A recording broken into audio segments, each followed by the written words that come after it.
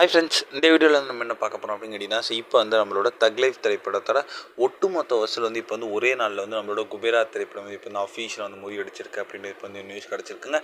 So இந்த ஒரு விஷயம் கமலஹாசன் ஃபேன்ஸ் மத்தியிலும் தனுஷ் ஃபேன்ஸ் மத்தியிலும் ரொம்ப ட்ரெண்டிங்காக போயிட்டு இருக்கு. ஸோ அதை பற்றி இந்த வீடியோ டீட்டெயிலில் பேச போகிறோம்.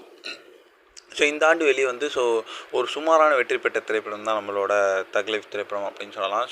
ஸோ நம்மளோட மணிரத்னம் இயக்கத்தில் நம்ம கமலஹாசன் நடிப்பில் ரொம்ப பெரிய ஒரு எக்ஸ்பெக்டேஷன்ஸ் ரிலீஸ் ஆன இந்த திரைப்படம் ஸோ ரொம்ப பெரிய ஒரு பிக்கஸ்ட் ஃப்ளாப் ஆச்சு அப்படின்னு சொல்லலாம். ஸோ இந்த திரைப்படம் ரசிகர் மத்தியில் கடுமையான விமர்சனத்துக்கு ஆளாச்சு.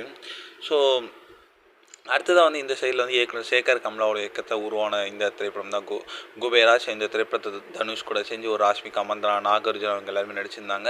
ஸோ இந்த திரைப்படம் ரசிகர் மத்தியில் அந்தளவுக்கு வரவேற்பு பெற்றாலும் ஸோ தக் லைஃப் அளவுக்கு இந்த திரைப்படம் ரொம்பவே மோசமான விமர்சனம் பெறலை அப்படின்னு சொல்லலாம். ஸோ ஓரளவுக்கு சில பேர் நல்லா இருக்குன்னாலுமே சில பேர் இந்த திரைப்படம் நல்லா இல்லை அப்படின்னு தான் சொல்லிட்டு இருக்காங்க.